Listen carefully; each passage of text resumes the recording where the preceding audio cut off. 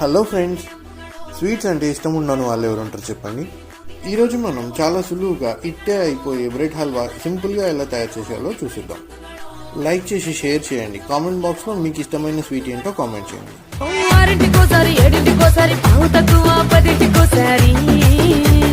పడుకుంటే ఓసారి మెలుకుంటే ఓసారి ఏమి తోసక కూసుంటే ఓసారి ఏళ్ళు నొక్కుతుంటే ఓసారి ఓసారి కాలు తొక్కుతుంటే ఓసారి ఓసారి నువ్వు పక్కనుంటే బ్రతొక్కసారి వచ్చుండాయి ఫీలింగ్స్ వచ్చి వచ్చి చంపేస్తుండాయి ఫీలింగ్స్ వచ్చిండాయి ఫీలింగ్స్